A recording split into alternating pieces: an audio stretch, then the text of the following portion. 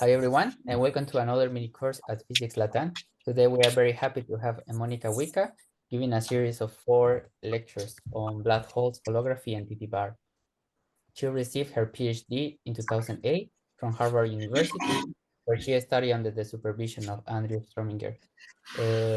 Then she held a postdoctoral position at various institutions across Europe and the USA. In 2016, she joined IPTH as a clay, from which she is currently on leave to CERN and EPFL. Her research, huh? Temporary. Yeah, it's on a leave. For maybe 1 year or 2, I don't know. Her research is centered on quantum gravity, black hole holography, with a recent focus on the interplay with field theoretic deformation, such as TTbar and JTbar, as you will see in this course. Please remember to raise your hand if you have a question at any point, and I will leave you with Monica. Please go ahead.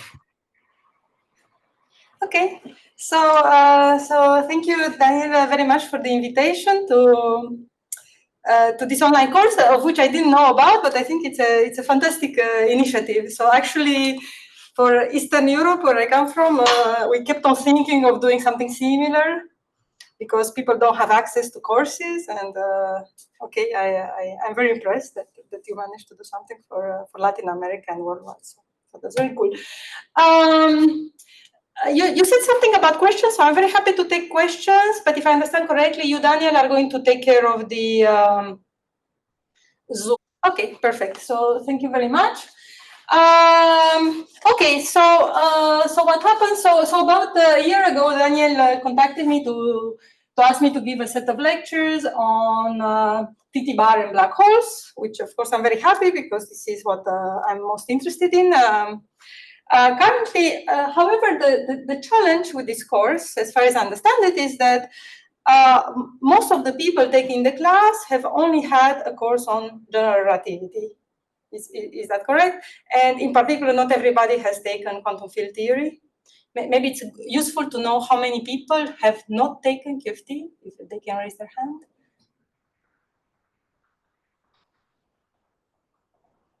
Okay, I don't know how this is done. And it would also be useful. I will do a quick poll. So okay, perfect. Thank you very much. So just to have an idea of how, okay, in any case, so it would be useful to know how many people have not taken QFT at all. It would also be useful to know how many people have seen a little bit of CFT. But in any case, I try to prepare the lectures in such a way that you only need to know GR to follow. But of course, if you know more, it's better. Okay, so let me try to spend the first 5 minutes or so explaining what this mini course is supposed to be about. So the first thing are black holes, which okay, they're very beautiful, fascinating objects. So as you know, what's characteristic of a black hole that classically it can only absorb. Oh, thank you very much. Okay. It can only absorb things, but cannot emit anything. So that's classically. So I can go up to there. So these are black holes.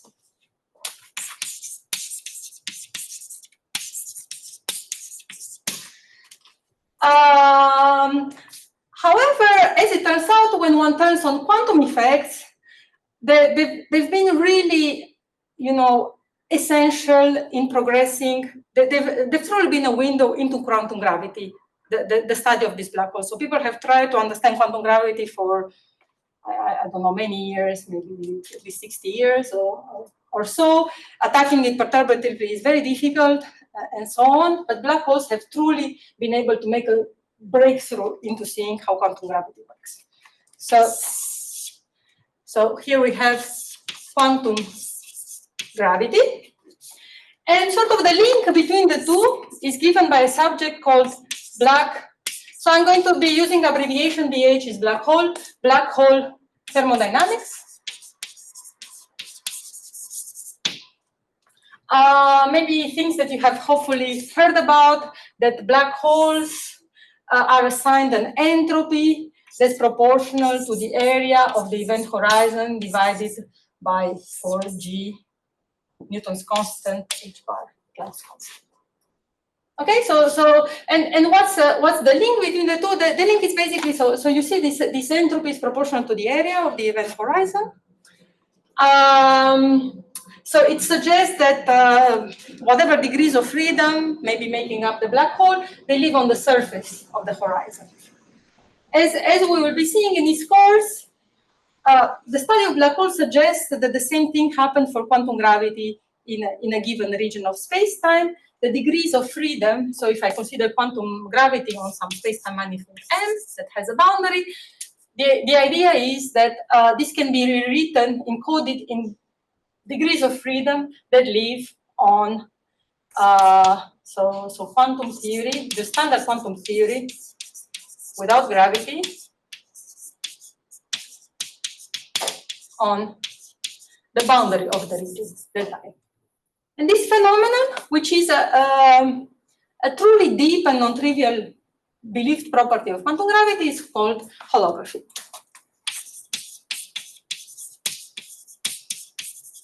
Okay, basically the idea that we can encode the physics of a theory of quantum gravity in a higher dimensional spacetime just in terms of the boundaries. It's a little bit like in optics. Okay, so that's the relation. Okay, so this holographic property is believed to be very general. However, one needs to make things concrete because it's a little bit, as you see, a little bit imprecise as a concept. So for that, it's really useful to have precise correspondences between the gravity theory on the spacetime manifold and the boundary theory. So one such example of a correspondence that's truly famous is the ADS-CFT correspondence that hopefully you have heard about.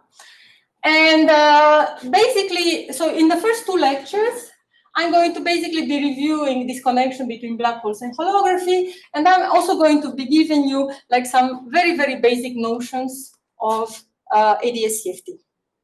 And then sort of the culmination of our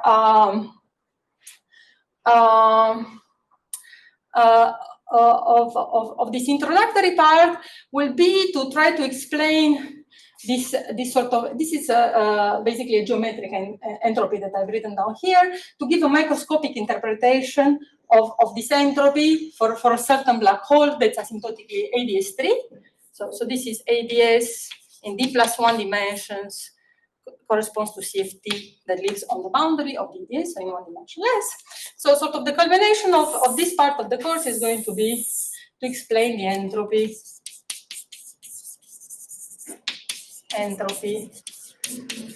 of BTZ, the so-called BTZ black hole. So the BTZ black hole is a Latin American black hole. The authors are Chilean, Pañados, Sanelli, and this is sort of a standard examples of sort of the power of holographic methods. Okay? Any questions so far? I should ask.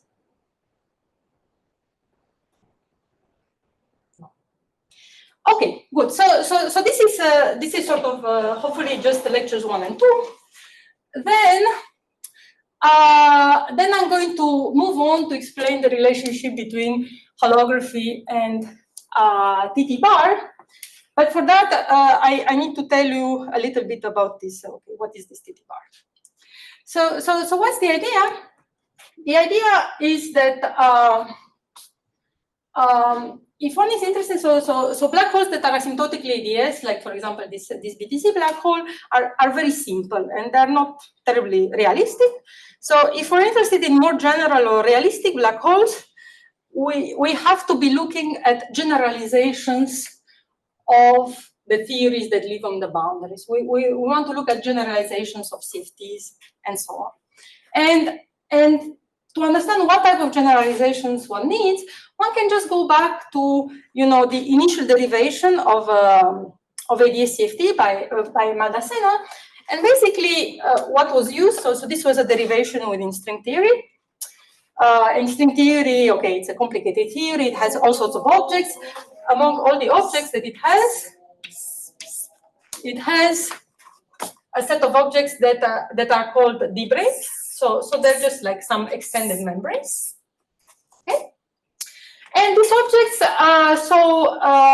if you look at them at weak coupling, so you should think of them in terms of there's some theory with some coupling. You can think of some sort of Yang-Mills theory with Yang-Mills coupling.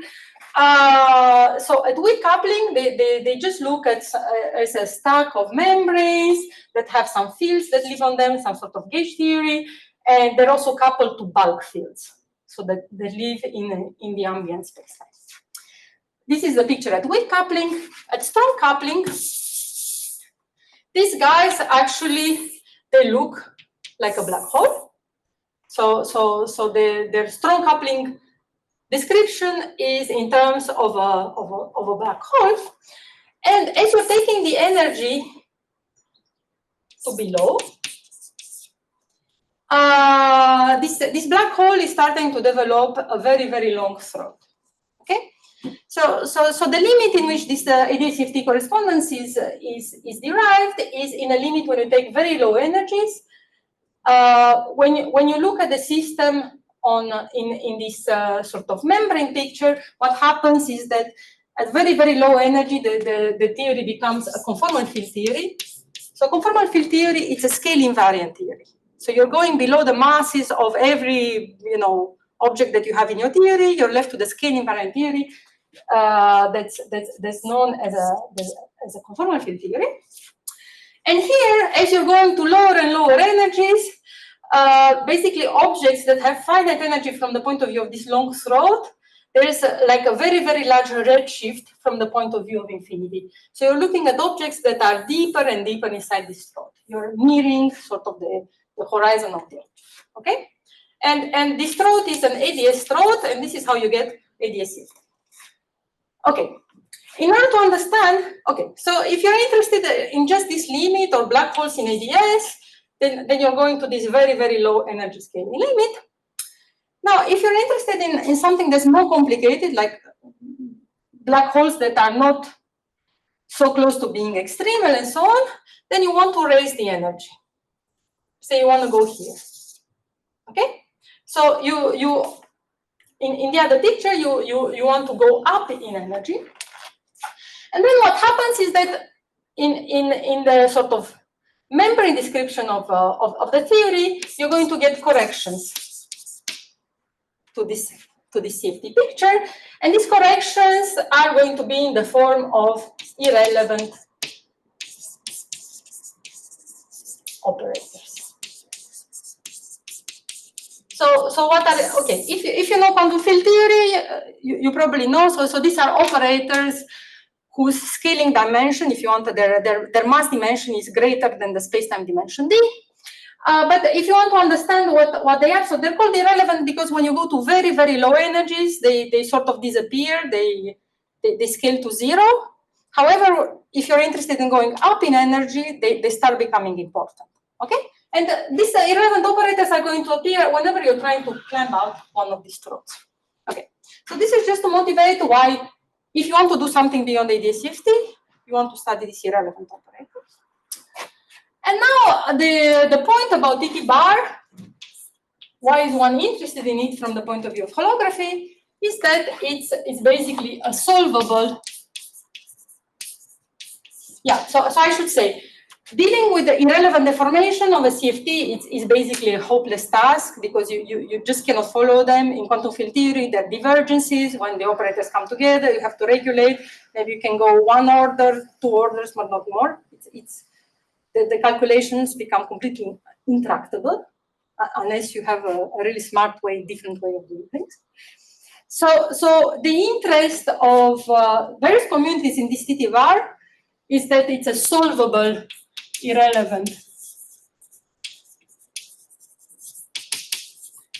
deformation.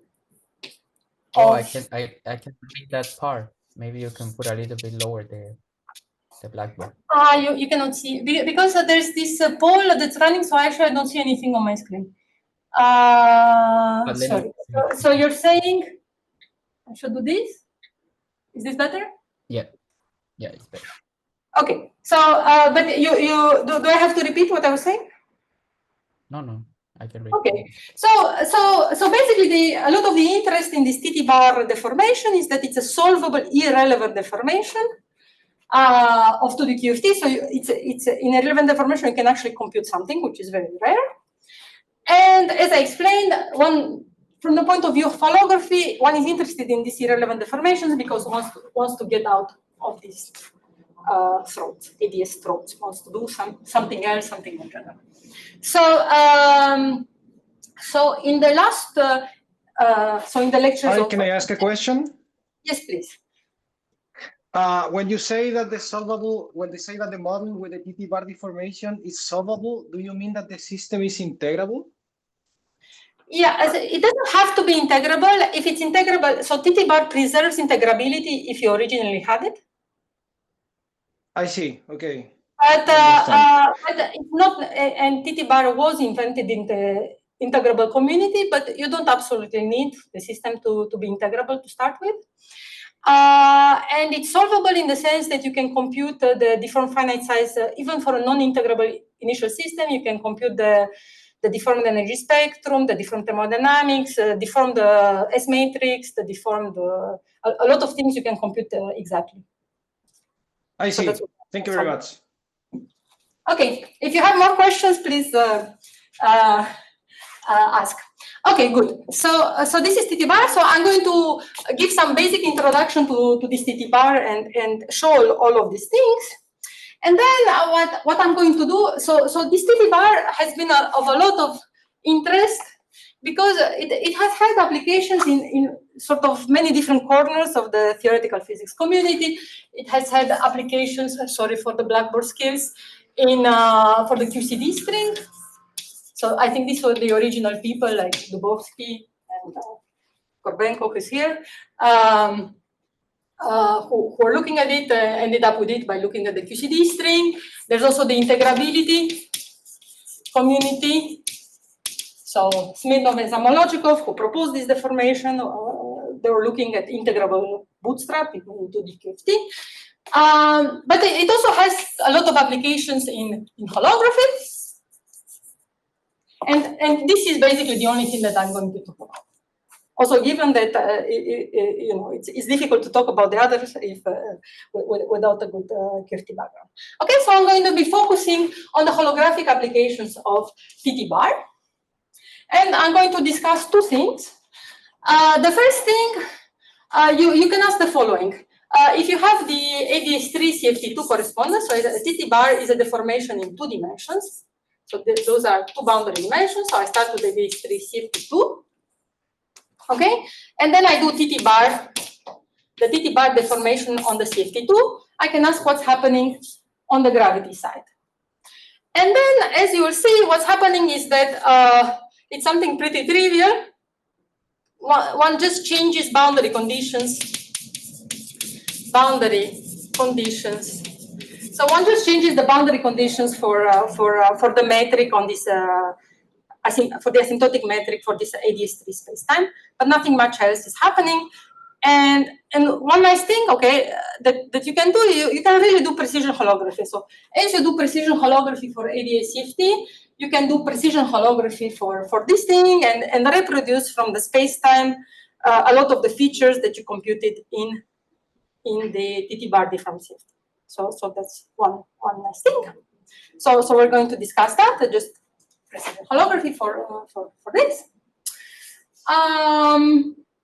Perhaps more ambitiously, and this is going to be also more speculative because it's not really understood. It would be nice. Okay, how do you say? There seem to be some hints that this TTbar deformation or some variant of the TTbar deformation does have something to do with more general black holes, with these throats that I was explaining here. So in the last lecture, I'll try to, okay, this is not precise and I myself don't understand it well, otherwise it would be a different story. But there seem to be hints of TTbar physics also in slightly more general black holes with this type of irrelevant throats than ADS black holes. So I'm going to discuss to what extent does TTbar appear in those cases, and what hope do we have of understanding the microscopic interpretation of the entropy of these more general black holes in terms of TTbar. So that's roughly the plan. So are there any questions before I go into the sort of first topic, the topic for today, which is going to be black hole thermodynamics? Okay, let me tell you the 60% say that they have learned Okay, that's QFT, very good. Okay. and 33 say no QFT, and 6% CFT.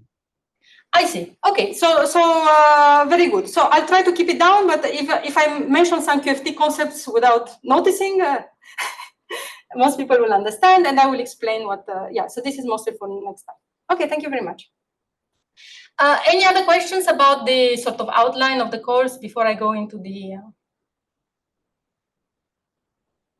Hi, Monica. Sorry, I have one small question. Yeah? When you were mentioning this broad picture of the correspondence, and particularly you were addressing the black hole issue, is it always the case that when you have the black hole at extremality, there will appear this ADS kind of throat as part of the geometry? Yeah. So one has to make a difference between ADS2 and higher dimensional ADSs.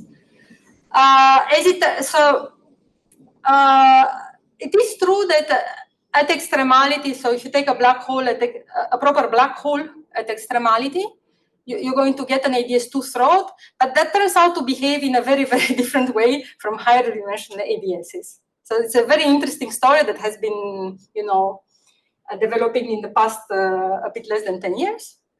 But that's different from the higher ADSs. Here, what I'm talking about is, ADS5 times S5 or ADS3. So in this case, we actually need black brains. So we actually need extended objects over here. And here, they're going to be not exactly black holes, but black brains, black strings, or black brains. I see. Okay. So it is true that you always get, so for generically, if you have a black brain,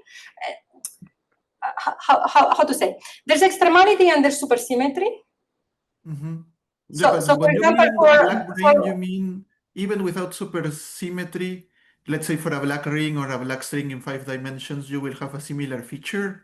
Well, so I think the general statement at extremality, you just get ADS2 with some fibers over it in the case of the strings, but the actual geometry may not be totally ADS3. You might get a deformed ADS3, something that's called warped ADS3, just from extremality. If you add supersymmetry, I don't know what the most precise statement is, but I would think you get actually ADS3. Gotcha.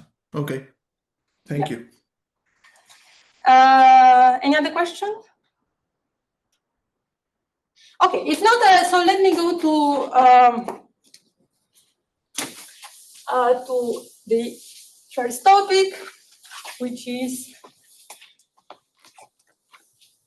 that of black hole thermodynamics.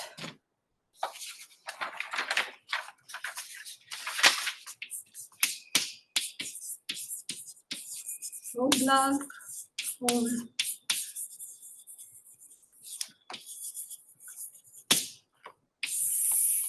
Black hole thermodynamics. So what is black hole thermodynamics? Well, it's a very deep and fundamental relationship between, okay, let me encode it in this beautiful,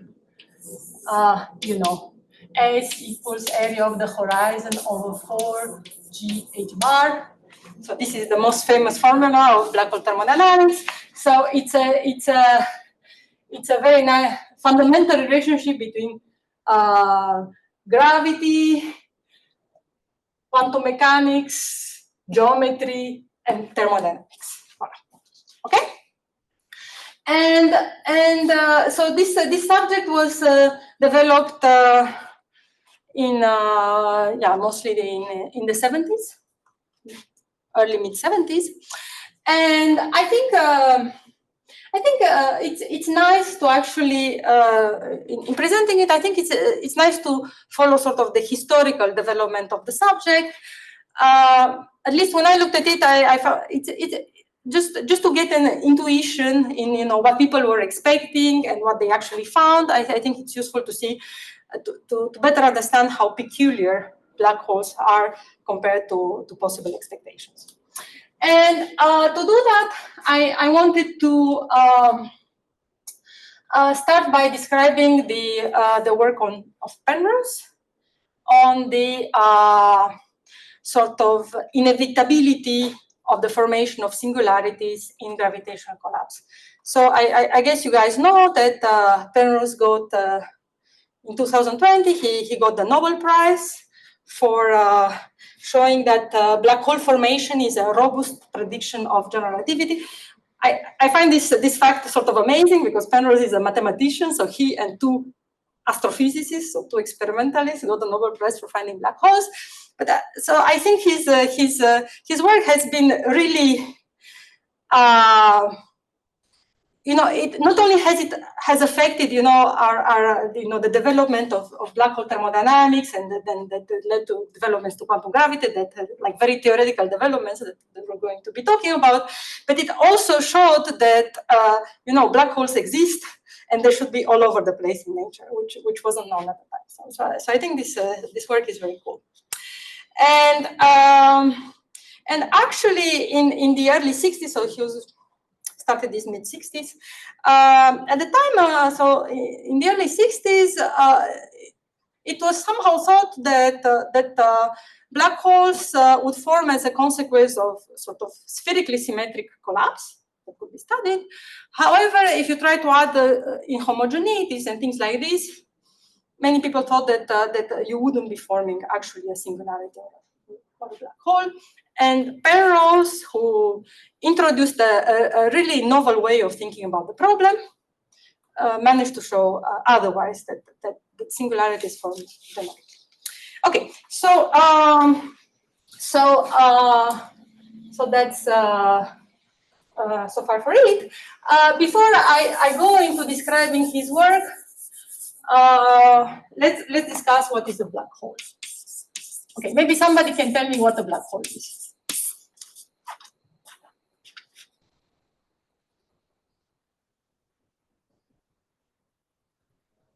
Does anybody want to tell me what a black hole is? Something that has horizon. Sorry?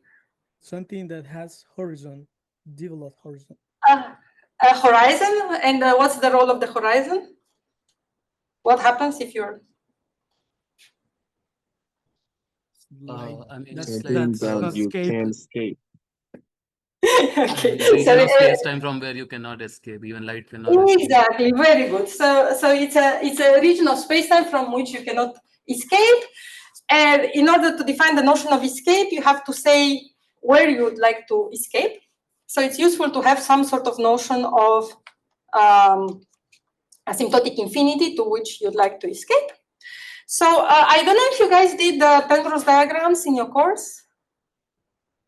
But anyways, so if I'm trying to draw the Penrose diagram of a black hole from collapse, the collapse of a star, let's say, this is roughly what it looks like.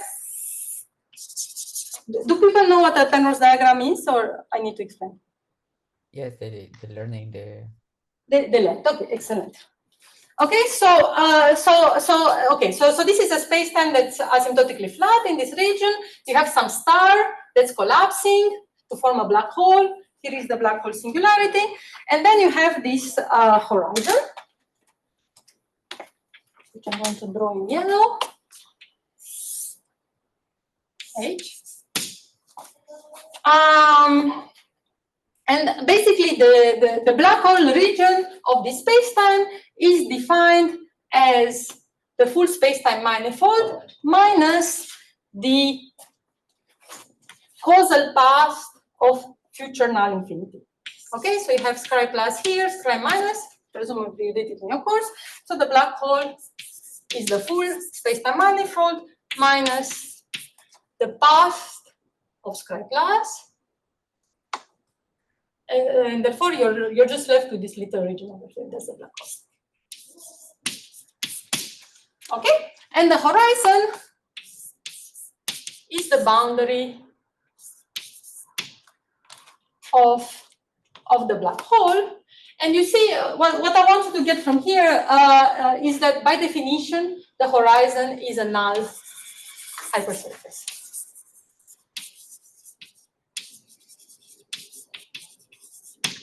It's basically tracing the last light ray that can still escape the black hole and reach infinity. Okay. One property of the horizon that you probably learned in your course is that you cannot detect it locally. You don't know whether you've locally, you cannot tell whether you've crossed it or not. In order to determine the location of the horizon, you really need to look at the whole future evolution of your space. Okay.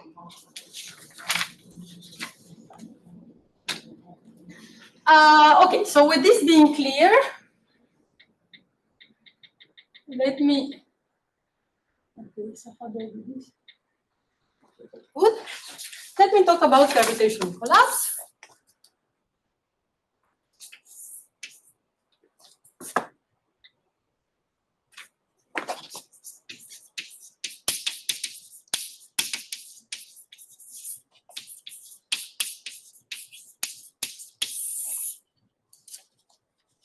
Okay, so just to keep things simple, we're going to consider the collapse of some sort of spherically symmetric star.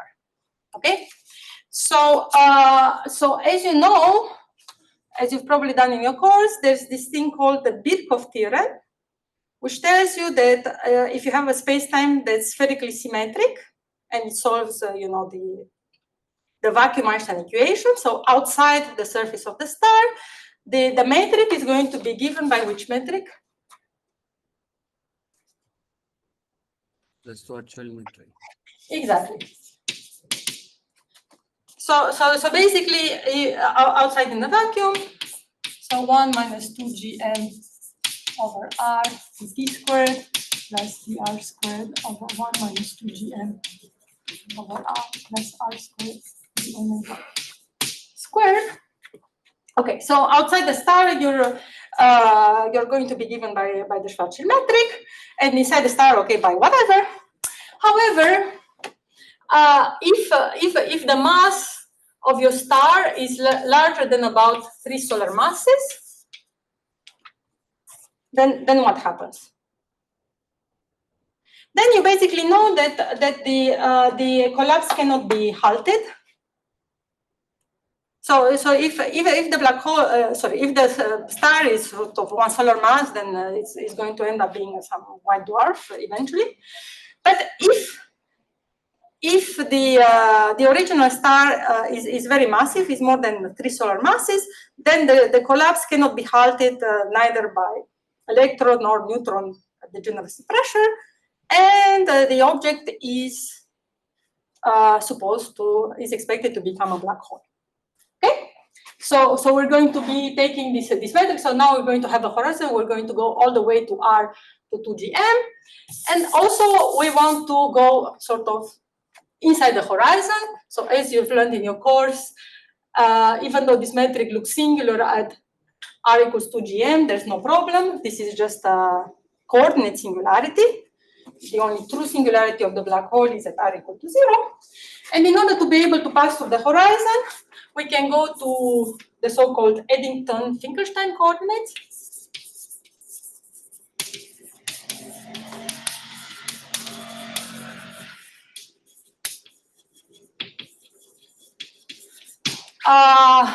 To do this, we're going to introduce some coordinate r star called the tortoise coordinate, such that this thing is dr star squared. So dr star is dr over, no, sorry, I'm being stupid. No, we want to pull out this factor, and then we want to write this as 1 minus 2gm times dr star squared. So dr star is dr over 1 minus 2gm over r. And then we're going to be introducing the so-called advanced Eddington-Finkelstein time, which is t plus r star, which if you integrate that thing is going to be t plus r plus 2m log r minus 2m. Okay, and then in terms of this coordinate, the metric is going to look like 1, so minus 1 minus 2 gm over r.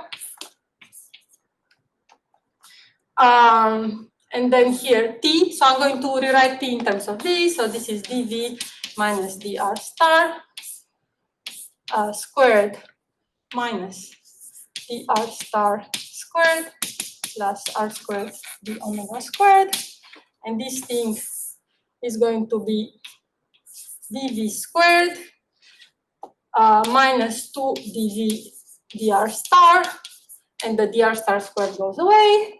So at the end of the day, I get 1 minus 2gn over r dv squared plus 2 dv, and dr star times the thing is just dr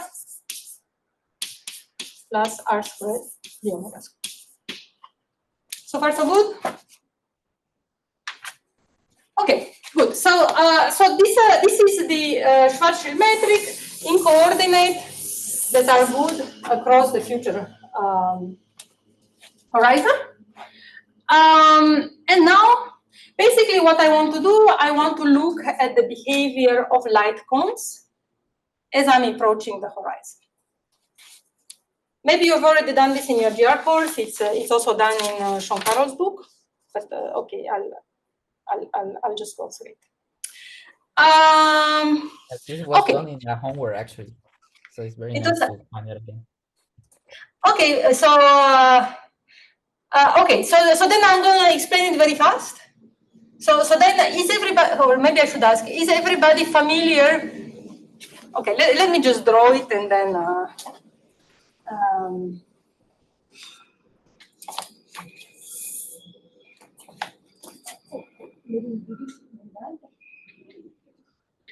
Yeah, so what I wanted to draw were these light cones, which you might have had in the homework, and the point is that, so if you look at so this is T versus R, you start with some sphere of radius R0, and then you send some light rays. So if you're in flat space, so you can consider a set of light rays that either go outward from the sphere, because the thing is over there, or if they go inward. So in TR coordinates in flat space, this is what, you know, the ingoing and the outgoing light rays from you know, this sort of sphere go in. So here the surface of the light from it is shrinking, and here the surface of the light from it is increasing. Now I want to take this in TR coordinates and put it in VR coordinates. And because V is just in flat space, it's T plus R. So here I have this guy goes like R minus CT, and this guy goes like R plus CT. So you see that this guy is going to have a V equal to constant. So it's going to look something like this at R naught. Whereas this guy is going to have a V equals 2R plus something, so it's going to look like something like this. Okay, and now if I try to draw the same diagrams in the case of, you know, in the Schwarzschild geometry, then where the horizon is, draw it with something else. The horizon is going to be peak. Okay, so this is the horizon, R equals 2 GM. Then the light cones are going to look like something like this at infinity, exactly like in flat space. And then as I'm nearing the horizon, you know, this is going to come closer. As you can see, so basically you're looking at null rays in this metric. So you clearly see that one null ray has V equals to constant, dV equal to 0. And the other null ray satisfies 2dr equals 1 minus 2 GM over R. So you can just solve for them. And then basically what's happening is that as you're crossing the horizon, the outgoing rays are going to be sort of vertical, barely escaping. And as you're going inside the horizon, both the ingoing and the outgoing null rays from this sphere are both going to have, their light front is going to be shrinking as you go forward. So before it was just the ingoing ones that were shrinking, the light front was shrinking, now both of them are shrinking. Okay? And as you're approaching R equal to 0, you're going to see that all these sort of null curves are going to hit the singularity at R equal to 0 in a finite affine parameter. So if I understand correctly, you've already covered this in class. So everybody knows. Is that correct? I have a question. Sorry. Hello. Yeah. The metric you wrote in the first line. Sorry, I can't hear. Can you speak up? Yeah. Can you hear me now? Yeah. The metric you wrote in the first line, if I understood correctly, it's maybe not a black hole. So to have a black hole, you need to have some relation between M and R0, right? Sorry, what is R0? Huh? Oh, no, sorry. You're talking about this R0? No, I'm talking about the Schwarzschild metric, right? The first line, right? So yeah, this is just the Schwarzschild metric. Yeah. So I mean, what I'm asking is that if it's true that this is a metric that maybe not be a black hole. To have a black hole, you need to have some relation between M and R0, right? It's I understood correctly. Oh, sorry, but what is R0 for you? Where is a horizon? Yeah, sorry. So the horizon is at R equal to 2GM. But I'm thinking if I have an object with some mass M, right? So to have a black hole, I need to have some relation between M and R0. Sorry, no. So this is the metric. Sorry, this is the metric. So this is the Schwarzschild metric for the Schwarzschild black hole in coordinates that are only valid outside the horizon, because the Schwarzschild coordinates, as you know, break down at the horizon. But it's also the metric outside any sort of spherically symmetric object, like a star, the metric outside the star, because this solves the vacuum Einstein equations. So it's only outside the star that you're going to get this metric. And obviously the radius of the star is much, much larger than its associated Schwarzschild radius. So I can take here some star and I can compute the Schwarzschild radius that associated with the star. So for a normal star, the Schwarzschild radius is much, much smaller than the radius of the star, right? So for example, for the sun, okay, the sun is a huge, sorry, you're over there. This is what I'm saying. The sun is a huge object, but the Schwarzschild radius of the sun is 3 kilometers. Exactly. Okay, so I'm only solving the Einstein, this is going to be the metric of the sun only outside the radius of the sun, which is huge.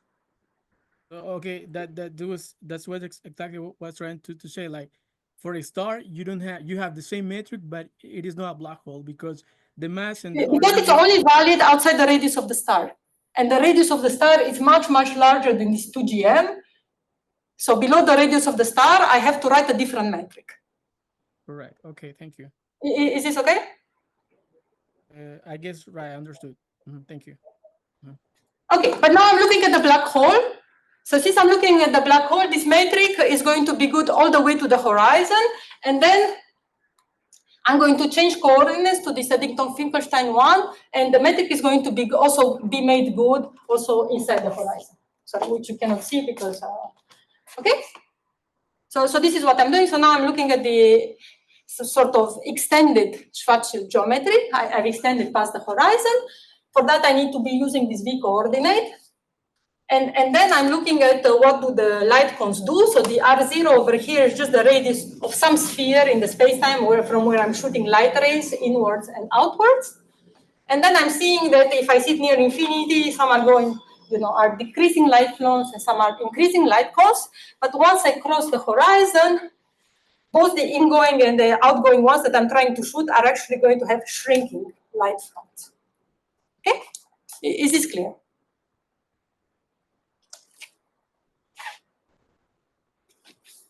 Is this clear?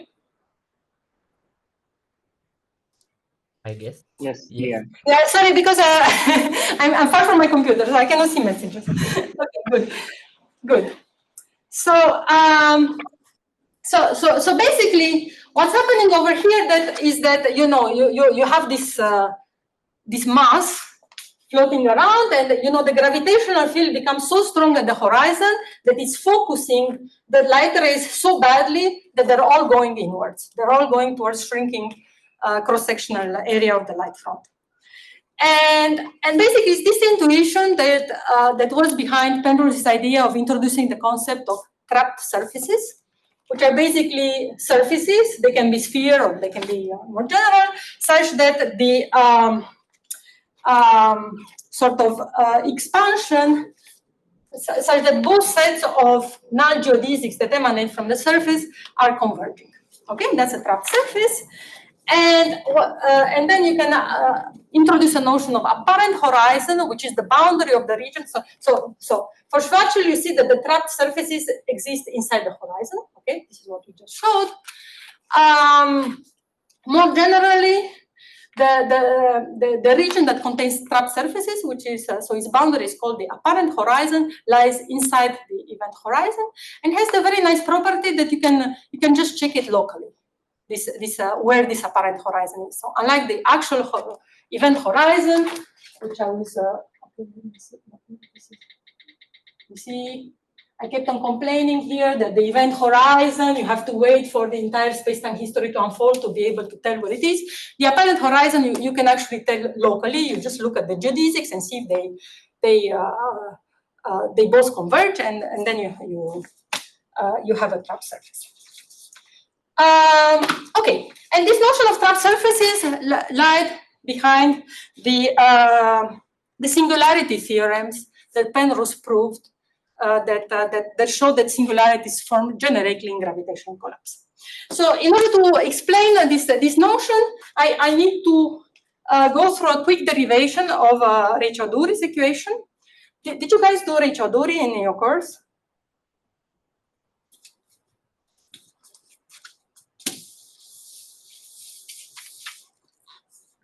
Did you do Ray-Choudhury?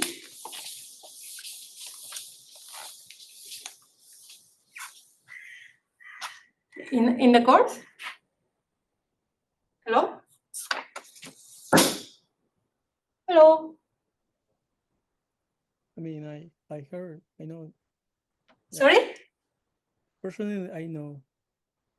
You know, but that's a okay. So I'll go through quick derivation of Ray-Choudhury equation. So what is this equation? It's basically some sort of geometric equation that is telling you how some curves are behaving with respect to each other. So to do Ray-Choudhury, so we're going to consider some set of curves. So these are the curves that interest us. Okay, so they're going to be, we're going to be interested in null geodesics eventually, but for simplicity, let me draw some time-like ones. So these are some time-like geodesics, xmu. And they're tangents to some curves that are sort of filling spacetimes and they don't intersect. And they also have some sort of orthogonal. So if I consider, these curves, okay, so these curves, they have some parameter tau, and the different lines are labeled by some parameter s. Okay, so I'm taking some slice through these curves, and there's some orthogonal deviation vector, eta. Okay, that's sort of perpendicular to those curves. So eta, okay, now I need my chalk. So I can think of xi as being as d by d tau, and eta is going to be d by ds, and they're orthogonal to each other. Okay, so since they're orthogonal to each other, their Lie bracket is 0. So in particular, I have xi mu d mu eta nu is equal to eta mu d mu xi nu. But if I now call this quantity something like B nu mu, this thing is B nu mu eta mu. So you see that this quantity over here is basically telling you, so what is this? So this is this left-hand side is telling you how eta nu or the vector eta is varying as you go along the integral curves of Xi.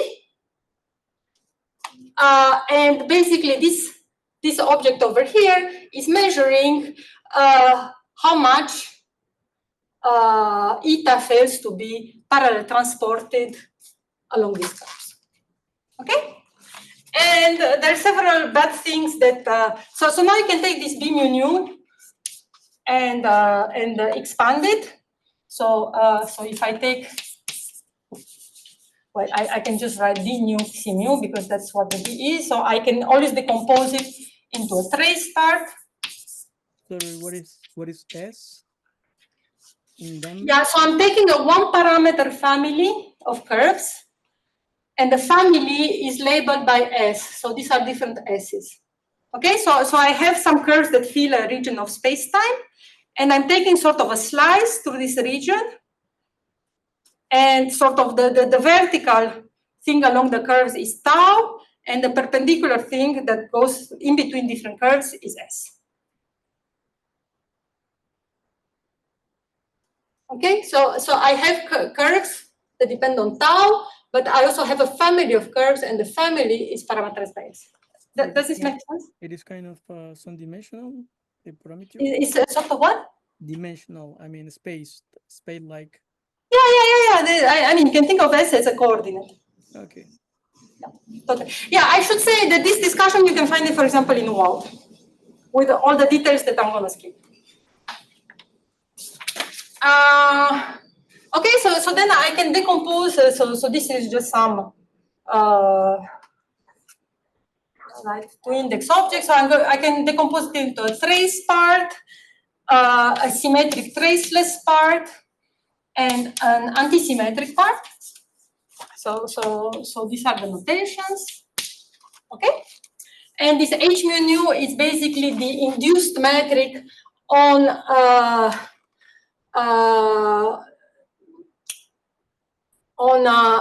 sort of the space that's perpendicular to these curves.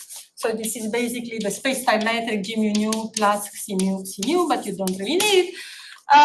Maybe all you need to know is sort of what these different terms do to the neighboring geodesics. So this guy, the theta term, is telling you how the distance between them grows. So basically, it's telling you the increase in the infinitesimal area that's spanned by these curves as you go along the curves. Okay, so for this reason, it's called the expansion. Yeah. So in particular, the cross-sectional area delta A is theta A delta something like that. This guy is telling you, so if you have some cross-sectional area, I realize it's a bit confusing because I'm talking about S and now I'm talking about cross-sectional area, so imagine some generalization. This is telling you how the cross-sectional things are at constant area are getting deformed. So if you had something round initially, now it might get squashed. And this thing, as you're going along C, is telling you how the eta twists. Okay, so this is roughly geometrically what's happening to these guys. And then if I write down equations for the evolution with tau, so along these geodesics of all these guys, theta, sigma, and omega, by just using the definition. So you see very easily that theta is just the trace of this Xi. And when you do that, so I gather from this that you guys didn't cover the Ricciarduri equation in your course. Is that correct? Correct. It's correct. Okay, so I'm gonna go a bit slower. Okay, so you understood what I'm doing? So I'm looking at some congruence. It's called the congruence of curves, and then I'm trying to look how these different geodesics are doing with respect to each other as I go along tau. Okay, and then I'm defining, so if they're going like this, I'm looking at the expansion. If they're getting sort of the cross section is getting deformed, I'm looking at the sigma, and then this is the twist. And I'm very interested in writing an evolution equation for this expansion with tau. So I want to compute d theta psi d tau. And by definition, so that's going to be c mu d mu. And what is theta? You can see from here that theta is just the divergence of c, right? Okay, so I'm going to write it d mu c mu. Do people agree with this?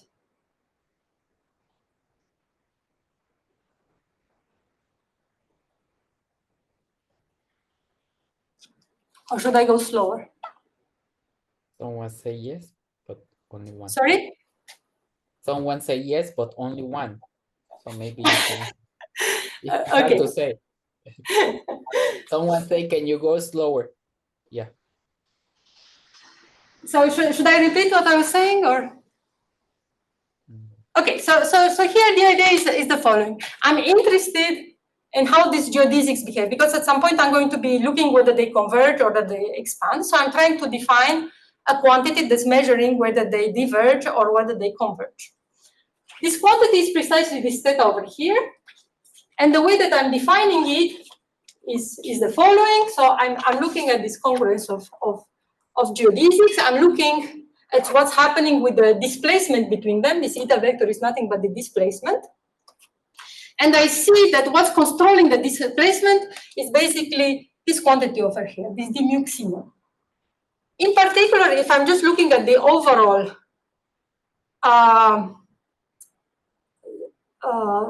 departure, so not at the changes in shape or at twists, the only thing that I care about is the trace.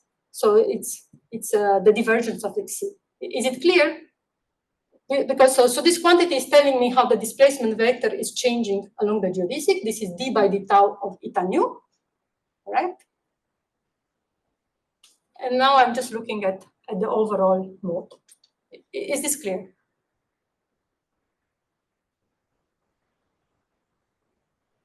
So you mean that the trace of sigma and omega small is 0? No, so the trace of sigma is 0. Sigma is traceless by definition. This is just a decomposition. So I can always decompose this thing, which is not symmetric, into a symmetric and antisymmetric part. The antisymmetric is omega, and the symmetric, I can decompose it into trace plus symmetric traceless. This is what I'm doing. And right now, I'm just looking at the trace part. And the trace part, obviously, is just going to be the trace of this, which is going to give me d mu xi mu. So theta is just d mu xi mu, and this is the 3-dimensional metric. I'm in 4 dimensions. This is the induced metric on the perpendicular surfaces, so it's a 3-dimensional metric. So theta is just d mu xi mu. Is this clear? Yes. Yes.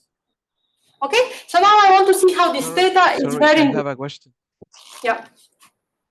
You are assumed that the induced metric is projected in a time-like vector, because you have the definition. Like is much easier. So what I should be doing for this Pedro's business is null, and null is way more complicated. You can find it in Wald, but I don't want to go through the null because it's going to take forever. So I'm just doing the time-like, which is supposed to be simpler, and then I'm just going to tell you how the equation changes for now. Okay, thank But you yeah, very much. so to do the null, then I have to be a bit more careful because the normal vectors are also tangent, and it's a bit more complicated. So I'm just doing time-like for simplicity. Yeah, I am very little confused because for the definition for the induced metric, but now I get it. Yeah, it's a plus because it's time-like. Yeah. Thank you very much. Okay. Okay, good. I So now had I one want more to see. question. Yes. So I understand that the trace part covers the change in area with respect as we move along the tau direction. But what do these symmetric and antisymmetric parts contain the information? Yeah, so I try to draw it over here since I'm not really deriving it. The symmetric traceless is just looking at the changes in shape. This is supposed to be same area. And this guy is supposed to tell you how the eta is twisting along the X. Oh, okay. So the symmetric part just covers like area preserving, but there is the change in shape. Yeah, and then the thing can twist around. But we're not going to care about this too. Actually, we're not going to care about this at all. I can just drop it. Okay? Okay, thank you so much. Yeah, so now I want to look at how the expansion changes with tau as I change tau. So this is d by d tau. This is theta. So this is d by d tau. This is theta. And then, so what I want to do, I want to write this as xi mu d mu. So I'm changing xi mu plus r mu lambda c lambda. Okay.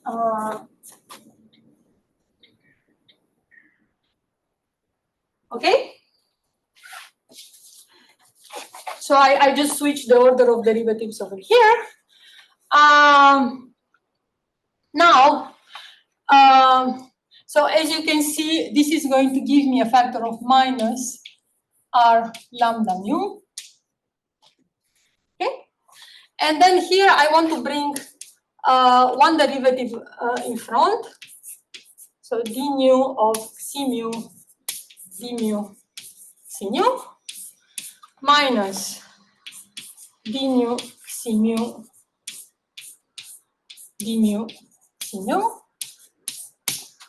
And then from here I have r lambda mu xi lambda. And then I forgot xi lambda, sorry, xi mu. Okay? Now, this term is 0 because these guys are actually geodesics. So this is the geodesic inclination. And this term is basically this b squared. So, so if one computes it, one can rewrite it in terms of theta and so on. So it gives 1/3 theta squared plus sigma mu nu minus omega mu nu omega mu. Okay? Using this decomposition again. Okay, so at the end of the day, one gets the following equation, that this sigma by d tau is minus 1/3 sigma squared minus sigma mu nu plus omega mu nu minus r mu nu xi mu. Okay. Oops, I need, sorry, I have a little problem. I'm not sure. So this meeting is being recorded. Yeah, very good. So basically this thing over here is known as Raychaudhuri's equation.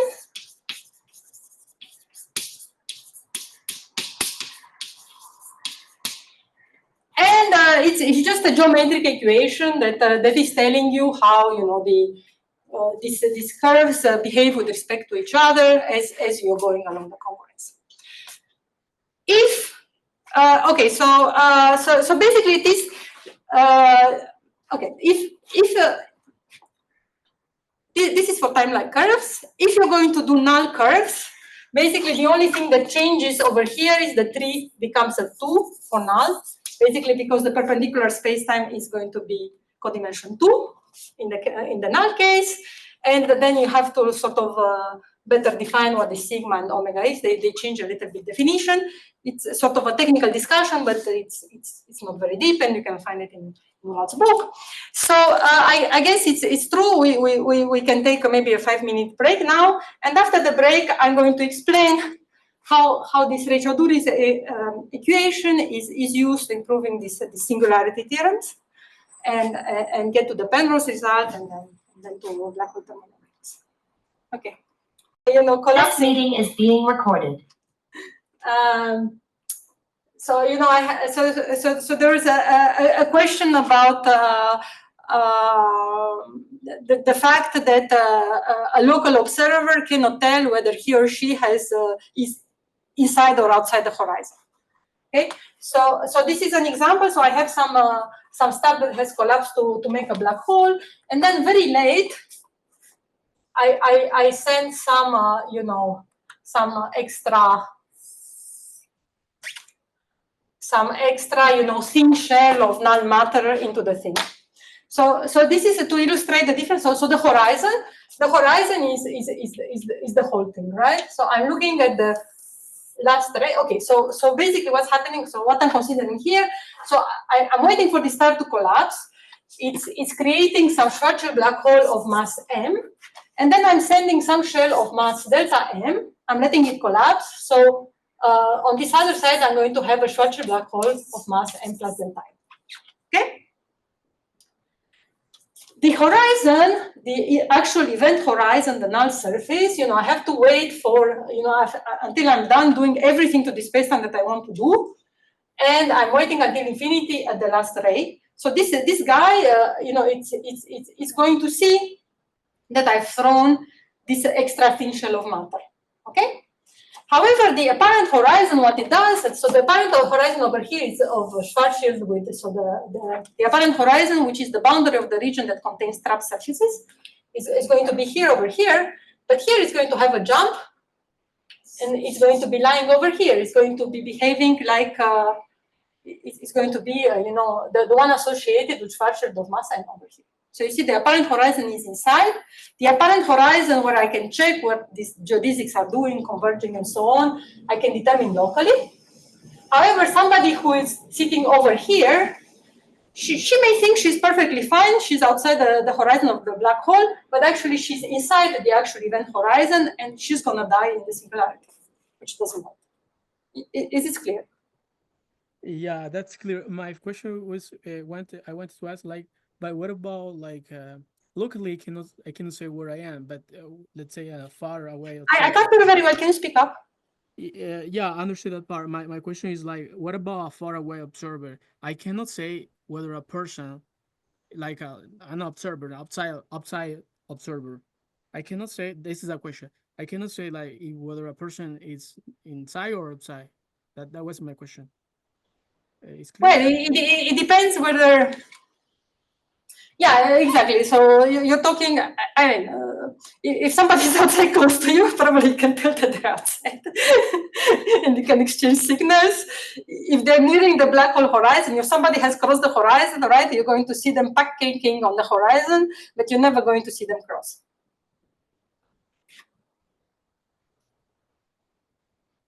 Well, the answer is not. The answer depends where the other person is. If they're right next to you, obviously. But if they've crossed the horizon, you cannot tell. Okay. But okay, so let me go to the course because I still have quite a bit to cover. Okay, so this was to illustrate the difference between event horizon and apparent horizon. The green thing is locally determined, so it's very easy to determine it. But you might be inside the true horizon, which actually determines your fate, and not know. Okay, so now, as I said, so we have this Ricciarduri equation. And here it was, so there's a factor of 3 if you have time-like geodesics, or a factor of 2 if you have null. So we're going to be using the null one. And there's a little exercise that you can do. So let's do the following. Let's first assume that there's no twisting. So we're going to be dropping this term. And then let's assume that matter satisfies the null energy condition. Okay, so these x's are some sort of null tangent vectors to these null geodesics. So we're going to be assuming that matter satisfies the null energy condition. If that's okay, so and then so we're going to be assuming that T mu nu, you know, K nu is greater than 0 for any K now. Okay. Now, if I use the Einstein equation, I can trade this R mu nu for 4 pi g T mu nu. Okay, and then if this condition is satisfied, you're seeing that and I drop this term, you see that the entire right-hand side of this equation is actually negative. Okay, so so if matter satisfies the null energy condition, then, and now let me pass to lambda, which is going to be the affine parameter along null curves.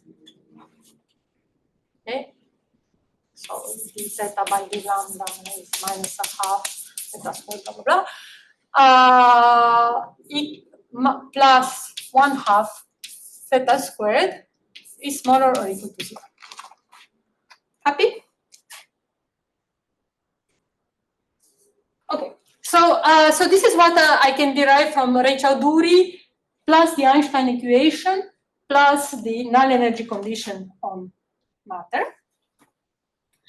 And you know, then I can sort of divide this by theta squared and integrate. And basically, it is a fact that if theta naught is smaller than 0 at some point along the geodesic, the null geodesic, under all these other conditions, then theta is going to go to minus infinity within lambda equals 2 over modulus of theta. Okay, so the way that you show this fact, so okay, so that's the first claim.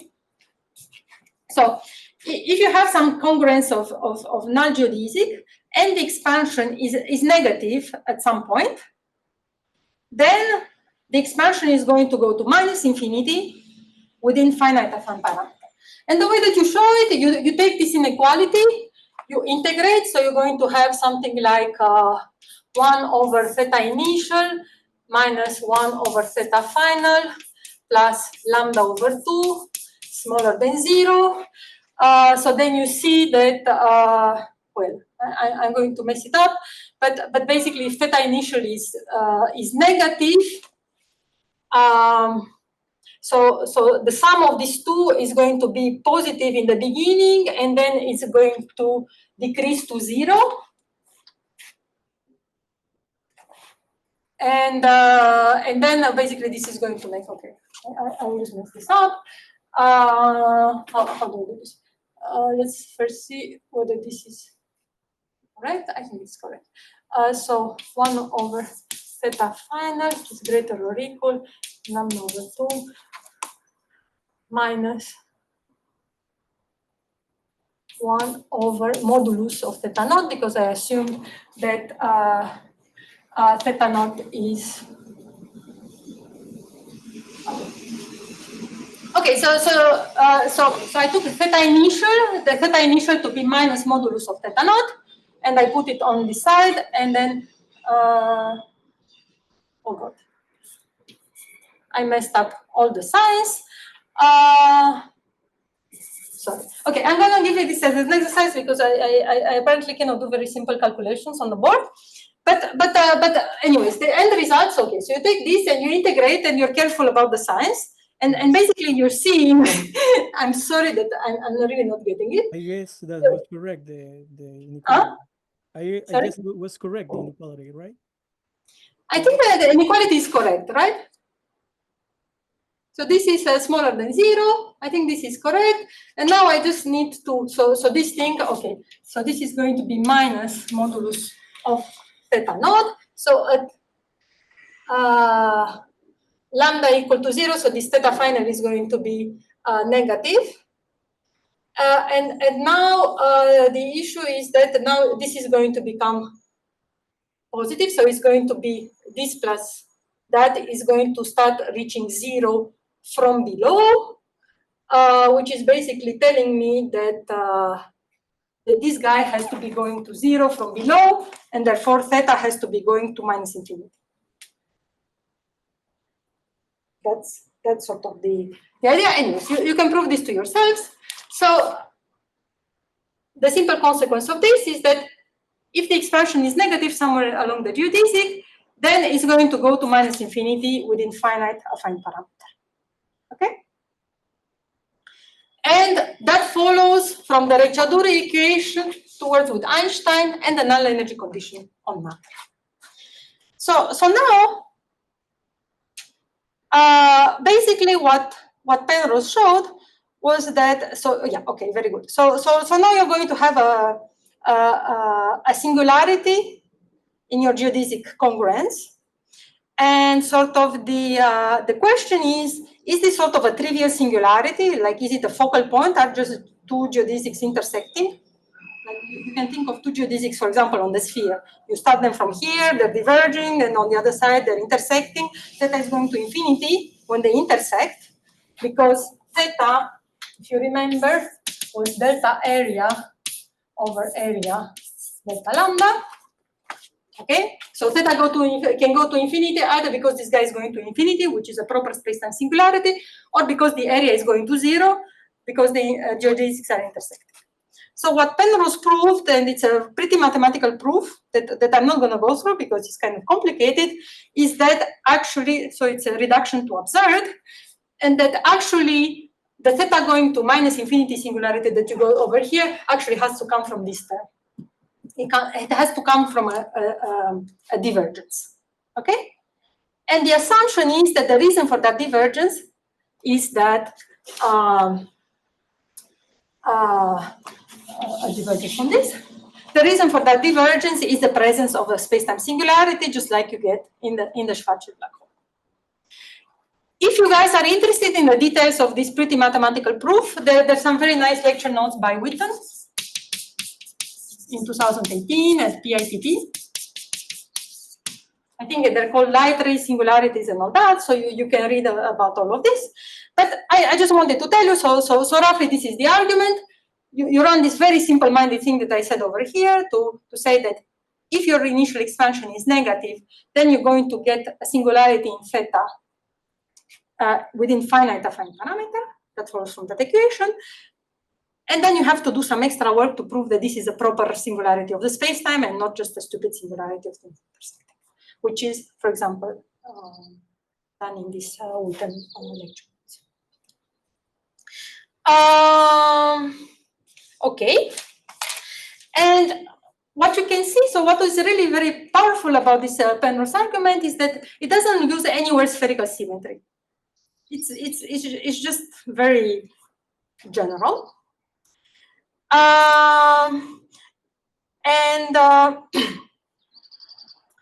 Basically what it shows is that the moment that you have this trapped surface, so which is this compact two-dimensional surface where both the ingoing and outgoing null geodesics that emanate from it, both of them are converging, so both of them have theta negative, then you're doomed because you're going to be in this situation, and then by this argument that I didn't review, you're going to end up with presumably a space-time singularity. Okay, so this shows that singularities form generically in gravitational collapse.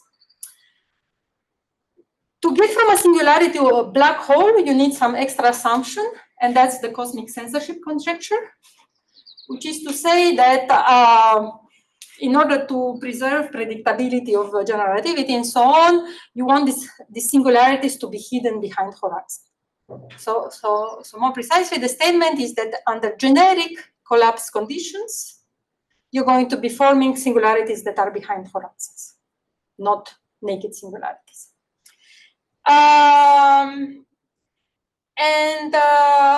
Okay, so this is what Penrose showed. And then sort of the question is the following. Okay, if the black holes form generically from gravitational collapse, then what are the final equilibrium states? So you have some complicated collapsic situation, very inhomogeneous. It will always form a black hole because it always forms a singularity, and then you assume the singularity is closed by horizon. How does the final equilibrium state look like? And And of course, if your original collapsing matter has more than 3 solar masses, you assume that the thing is going to be a black hole because it cannot be matter. And something that was sort of surprising at the time. So there's some sort of nice historical comments in some lecture notes by Carter in Les 72. Where he was saying that, okay, they had this picture and, everybody was imagining that these black holes, depending on the initial matter that you're collapsing, that the black holes were having all sorts of mountains and all sorts of, vestiges of the, multiple moments of this initial collapsing matter. And they were entirely shocked when Israel in 1967 proved the first black hole uniqueness theorem. So unlike the Birkhoff theorem, which shows that if you have spherical symmetry, you're going to have staticity, Israel showed that you have staticity and you assume Einstein's equations and the presence of a horizon, then you're going to get spherical symmetry. So basically, he showed that, if you're looking for an equilibrium static configuration ending at the end of collapse, the only thing that you can get is a Schwarzschild black hole. And then you can also show that if you're looking at the stationary solution as your endpoint, then it has to be antisymmetric. Okay, assuming Einstein's equations and the presence of horizon. And this is a very, very, very strong result because what happens to all the initial information that was in this collapsing matter? What happens to all the multiple moments and so on? And as you probably know by now, so you're no longer shocked like this guy. So what happens is that all these multiple moments are radiated away during the collapse, such that you're just left with sort of the things that cannot be radiated away, which are sort of the mass and the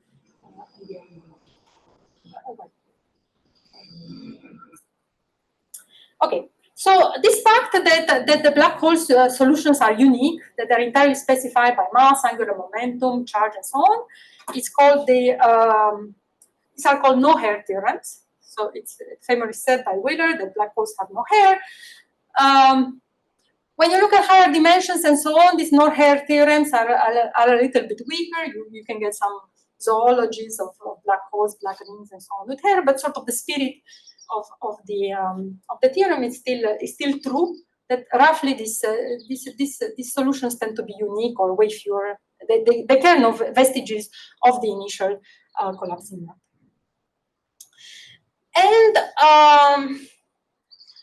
And this idea that you start with some general configuration and it collapses to a black hole, and this black hole carries like no information about the initial state except for its mass and angular momentum. It's really what started this idea of black hole thermodynamics, because you can be asking, if I decide to throw a hot cup of tea inside the black hole, what happens to its entropy? If I throw a book, what happens to the information in that book? The only thing that seems to happen is that the black hole grows a little bit in mass, but is this a violation of the laws of thermodynamics?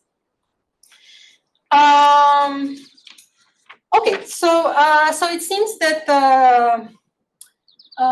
Bekenstein, so Bekenstein's advisor, who's Wheeler, and so assigned his grad student Bekenstein to find a solution to this problem that the second law of thermodynamics seems to be violated in presence of black holes, because you start with something that has entropy, you throw it in the black hole, and then it disappears, and then the black hole just changes its mass, so it's just one number. And basically, I should say something over here. So there's one quantity. Bekenstein noticed that there was one quantity that seemed to always increase in this process of black hole collapse, and that was the area of the event horizon. And actually, to see that the area of the event horizon always increases, so let me do this for now, actually. So by the lambda 1/2 is very easy from the Ricciarduri equation. Basically, so again, you assume that your matter satisfies the null energy condition and so on. And then you say, suppose that the expansion of the horizon generator, so these are the null geodesics that span the horizon, suppose that their expansion were negative at some point, that would lead to a decrease in area. Then you can use this argument to say then there has to be, then theta has to be going to minus infinity within finite f1 parameter by precisely this argument. And then you can do some extra more fancy argument to argue that's actually a naked singularity in space.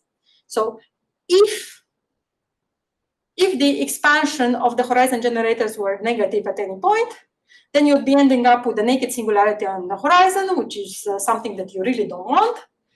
Conclusion, the area of the horizon always increases. Okay, so that's Hawking's area theorem. So given all this state of fact, it was very, very natural to be saying that that may be a good quantity to be proposing as, just to be assigning something that increases in gravitational collapse as you throw things into black holes. Maybe you should assign some entropy proportion to the area of the horizon, and that's something that always increases. Could be an entropy, but you see, it's just an ad hoc proposal just to try to save in some way the second law of thermodynamics, and this black hole entropy doesn't really have this area of the horizon doesn't a priori have any meaning, any thermodynamic meaning. Okay, so this parallel between sort of thermodynamics and black hole mechanics evolved during the subsequent years, and actually Hawking, so there were Bardeen, Cartan, and Hawking wrote a paper called The Four Laws of Black Hole Mechanics, where they showed that there's a sort of a one-to-one parallel analogy between the laws, how black holes behave, and the laws of thermodynamics. And in order to be able to say something about it, so actually I do need to introduce one more concept, unless you did it in your course. So do you guys know, did you talk about healing horizons and surface gravity?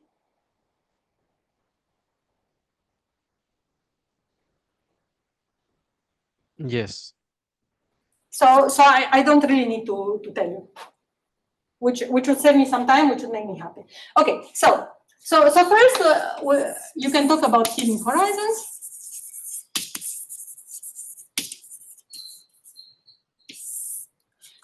So as it turns out, if you have a stationary black hole spacetime, the horizon of this black hole is a killing horizon, which means that's a horizon that's to which a killing vector, so this xmu is a killing vector, is orthogonal. And actually for, most, so if you have a non-extremal black hole, the killing horizon are going to be bifurcate killing horizons. The camera, please. Sorry? The sorry, camera. Sorry. Yeah. Okay. So if your black hole is non-extremal, you're going to be having a bifurcate killing horizon, which are basically two null surfaces that are intersecting, to which this killing vector is normal. Okay. And this is, the situation that you're familiar with, for example, from the maximally extended, maximally analytically extended Schwarzschild black hole. This is the structure that it has. It has a future horizon and a past horizon and an interface. Okay, and now this killing vector that's normal to the horizon satisfies what's basically the geodesic equation in non-affine parametrization.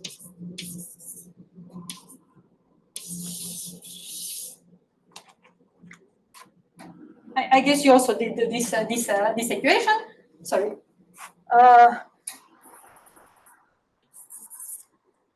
Maybe like this is better. Where this constant over here, k, is called the surface gravity.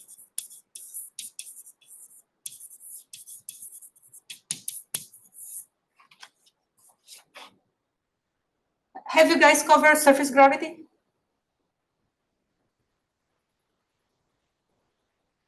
No.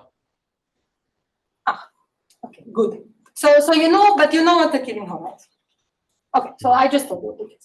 It's a null hypersurface on which this killing vector. Okay, so just to explain this equation, so you see, if on the right hand side were 0, this would just be the geodesic equation.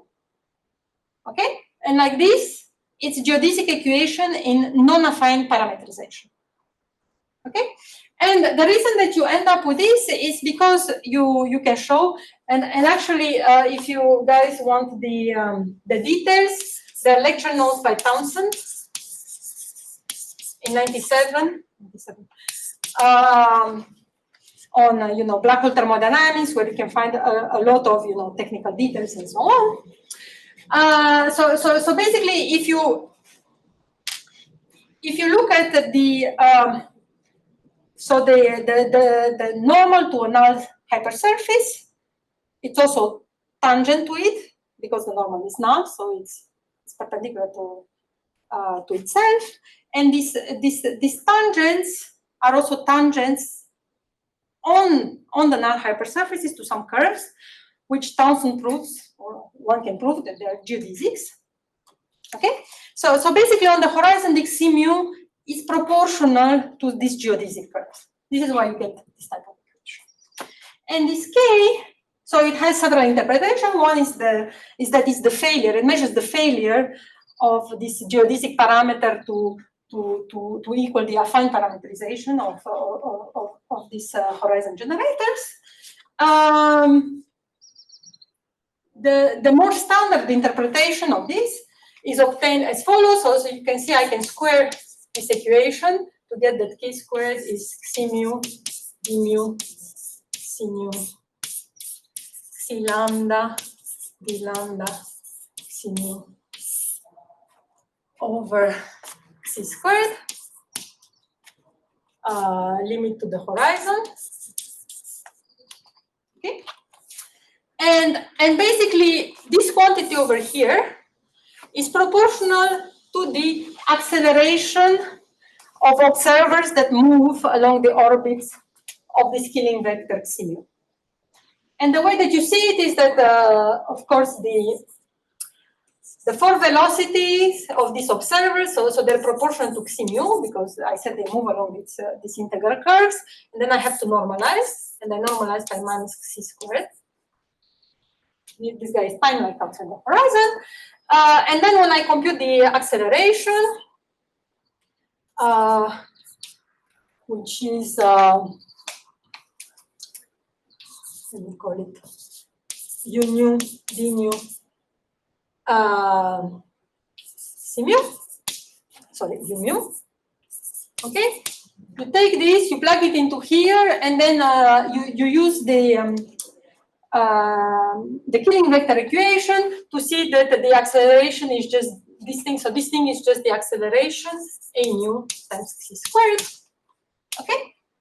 So at the end of the day, you're going to be getting that this K, which is called surface gravity, equals the force that, so it's going to be the local acceleration times the redshift factor to this point. So basically, it's going to equal the force that you need to exert from infinity to hold these accelerated observers on this orbit. Okay, this is what K is. Okay, yet another way to be computing this K. Okay, so that's one affine parameterization. Another one is this force business. The third one.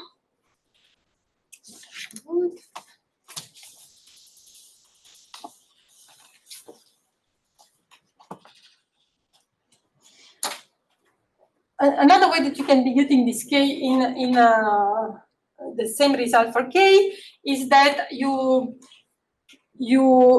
weak rotate the space-time metric. So it equals also K inverse equals 1 over 2 pi times periodicity of Euclidean time required such that you don't have any conical singularity. Did I get out? You move the camera, please, again? Yeah. Thank you.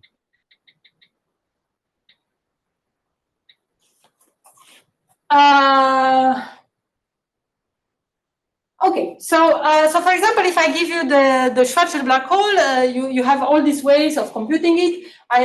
I warmly invite you to be computing the surface gravity using its defining formula, which I'm not sure is in the camera anymore.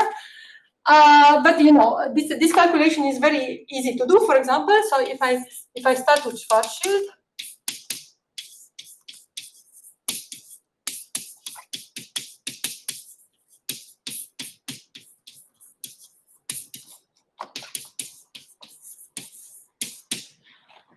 Just to get something. So I said I have to Euclidean, weak rotate the geometry to Euclidean time. So that means I'm sending t to minus I t Euclidean, which basically is going to turn this into a plus and this into t Euclidean. And then I'm going close to the horizon, so I'm letting r equals 2gm plus some rho squared, where rho is small.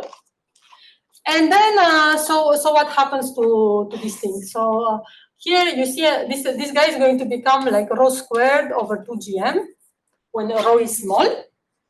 Okay, so the full metric is going to look something like ds squared is rho squared over 2gm dte squared plus dr is 2 rho d rho. This is squared over rho squared over 2gm. Okay? So, so you see this rho squared is going away with this rho over here. So you see that what you're going to get over here is something that looks like, the origin of polar coordinates. So let me try to do this. So this is going to be 8gm times d rho squared plus rho squared over 2gm times 8gm. It's 4gm squared dte squared plus whatever the. Do you see everything that I wrote?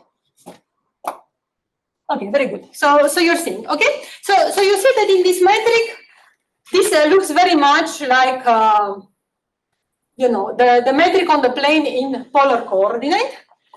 And now you see that if you don't want to have a conical singularity, where this Euclidean time plays the role of the polar coordinate.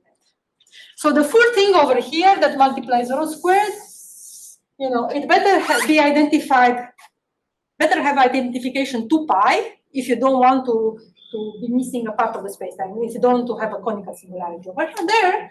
So this is telling you that T Euclidean has to be identified mod 2 pi times 4gm. And from my prescription over there, I have to divide by 2 pi and then invert, so I'm getting that k is 1 over 4 for Schwarzschild. Okay, so the reason I did this on the board is that this is the fastest calculation of the surface gravity that I can do, but I really invite you to do it using the just the standard surface gravity method, computing this Killing vector close to the horizon and so on. Okay, so now in the last 10-15 minutes or so, let me finally get to so this was just some introductory material. Let me finally get to the laws of black hole mechanics. Okay, so as I said, Hawking and friends wrote a paper called "The 4 Laws of Black Hole Mechanics." So what are they?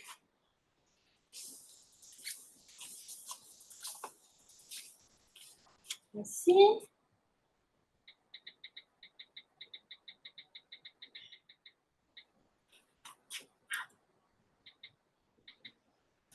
Okay, the 4 laws. So zeroth law The zeroth law simply says that k equal to constant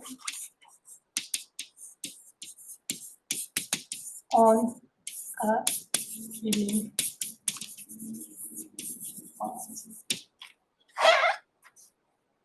Okay, so the killing these killing horizons is also, it was supposed to have been shown before. The stationary black holes, their horizon is a killing horizon. And now one can show that this k, which remember it was something like what was it? C mu d mu c mu squared, something like that, is constant along this killing horizon. So the way that you prove this, you just take the formula, you massage it. It's all done in 1000, for example, and you prove it. It's just algebra, and this is the result. And this is supposed to be analogous to the zeroth law of thermodynamics, where K behaves as some sort of temperature. Then you have the first law.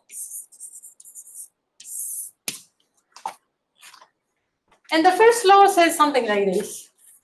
K over 8 pi g times delta A of the horizon is delta m minus, angular velocity of the horizon, if you have a curved black hole, times delta J plus, other terms, if your black hole has charge and whatever else, you're going to be adding some extra terms. And, this is supposed to be looking similar to the first law of thermodynamics. And, there are different ways of showing this this law.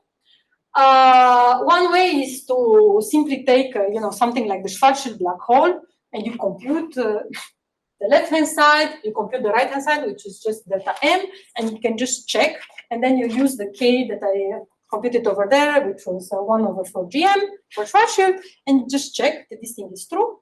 You can check it for Schwarzschild, you can check it for Kerr, and so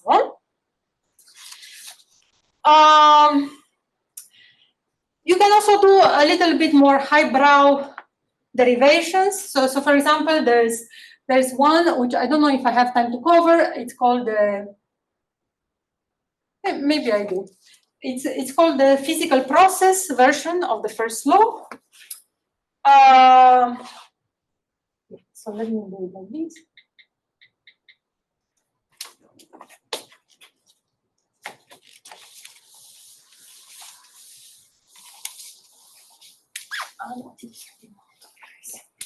Okay, so the way that you do it, you just imagine you have some horizon, which has been drawn, say, in pink. You have some horizon, and then you have some matter that falls in. Zack, zack, zack. You send some matter with some matter stress tensor delta T mu nu. Okay. And then you basically compute the change in the mass. So the change in the mass of the black hole is going to be something like, so I'm looking at these generators of the horizon, which are these null. So let me set lambda equal to 0 here. So I have some integral from 0 to infinity along d lambda. So along the horizon, times d squared omega, so the cross-sectional area of the horizon. This is the affine parameter.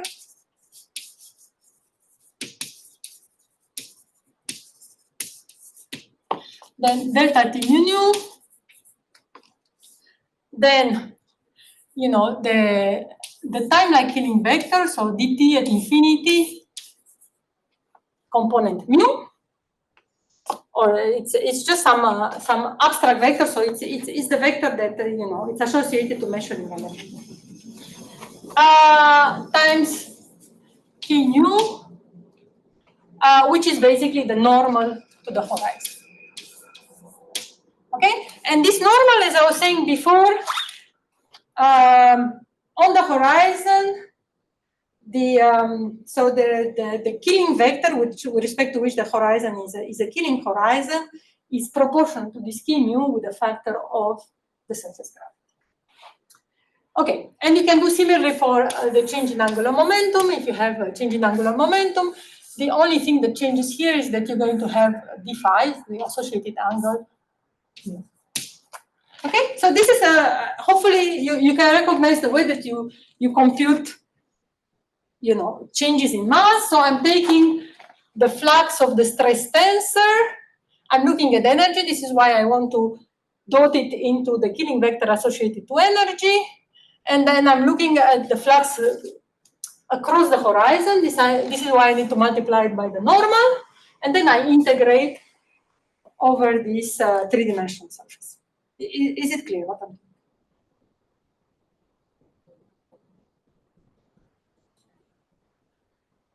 Could you repeat again, please? Yeah, so I'm trying to show the first law, which is, I guess, written over here. I think you can still see it. Okay, and I said, okay, you can show it in a dumb way. You take a solution and then you see that it's true.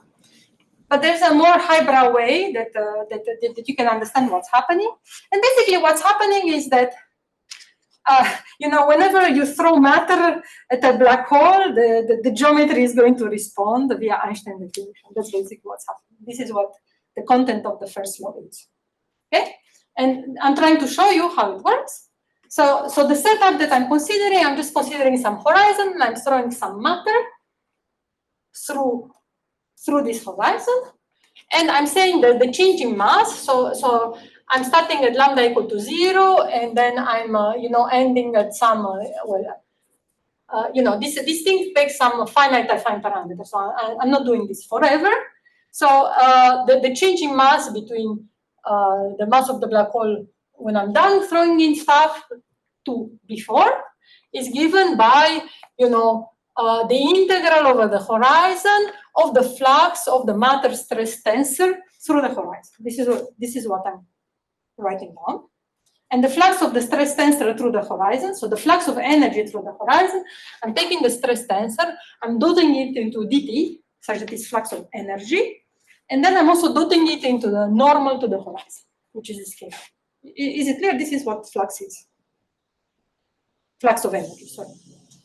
If I want to look at angular momentum, flux of angular momentum, I simply have to dot it into d phi. The same. Basically, because energy is, right? The conserved current associated to energy is the stress tensor dotted into the Killing vector dt.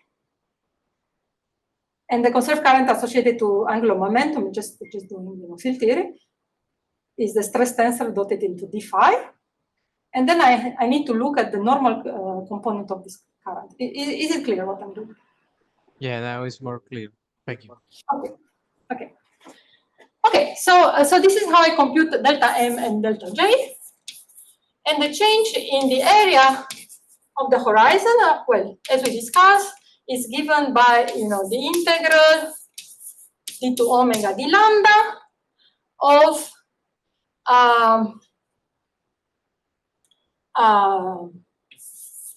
theta of lambda. Okay, so remember theta was dA by d lambda over A. So the A is sitting over here, and then I have to get the delta A, I have to take this. Yeah, so this is area times d lambda times theta. This is giving me delta A, and then I need to integrate it. Do you guys still see me? Okay, because this thing has turned off for some reason. Okay, good. So now what am I doing? Then I'm going to integrate by parts. So I'm going to write this as integral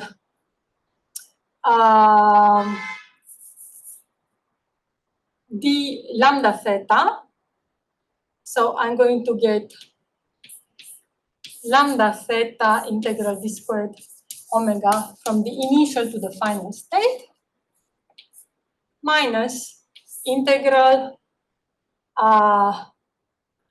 lambda d lambda times d theta by d lambda times d squared omega.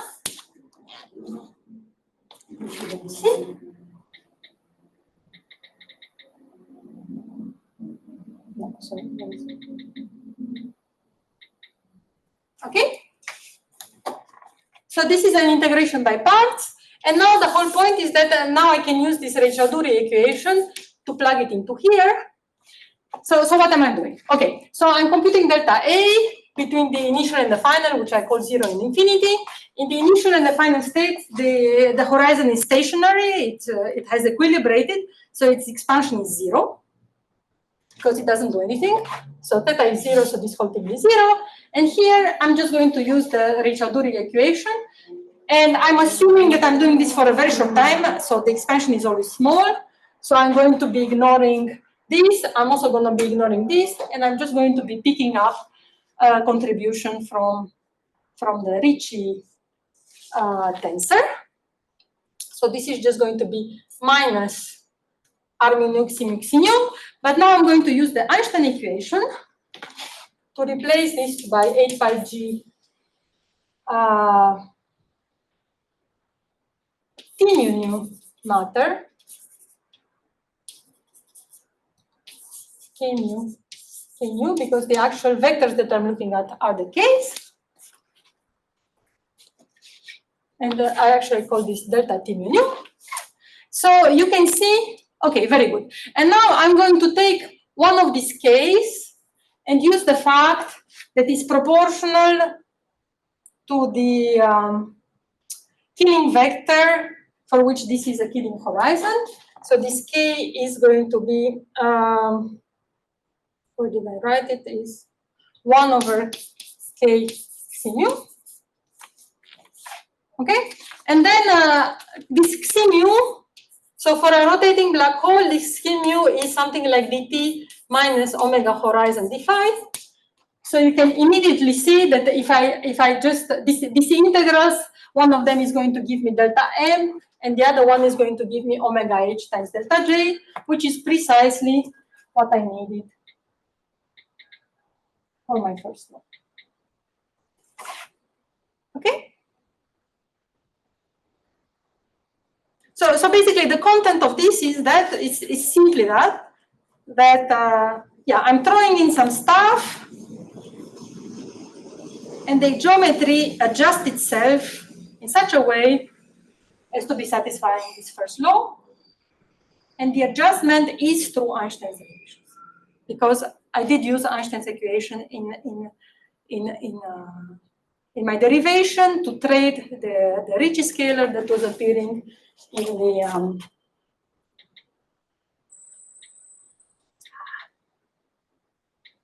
I don't know what you can see and what you cannot.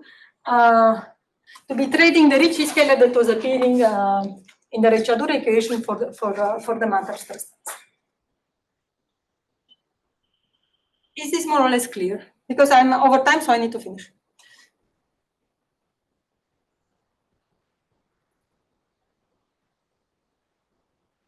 Some people. Yes. Right. Yes. Okay. So can I take another 5 minutes just to talk about the second law and a couple more things? Sure. Okay. Thank you very much. Okay. Good. So this is the first law. Now let's talk about the second law. And sorry, it seems that I need to. So the second law. So I already talked about the second law. We already talked about the fact that, you know, in any classical process, so when matter satisfies the null energy condition, we already use this implication of Ricciarduri's equation to show that the area of the horizon always increases. You can also see it from the first law, right? Because, you know, if I have delta A equals to delta M, say, and I know that in every classical process delta M increases, then area also has to increase. So that's you know, very obvious. What's sort of cute and a bit less trivial is that this delta A increases even in processes where delta M might decrease. So I don't know if you discussed in your course the Penrose process of energy extraction from rotating black holes. That's not my part, so I'm not sure. I see. Okay. So, anyways, it's done in Sean Carroll's book. So then it's basically, it uses the fact that for pure black holes, So there's this ergosphere where the killing vector dt from infinity actually becomes space-like, but it's outside the horizon. And you can use this fact to actually extract energy from the black hole. Yeah, one can look at Carol's book, it's very cute.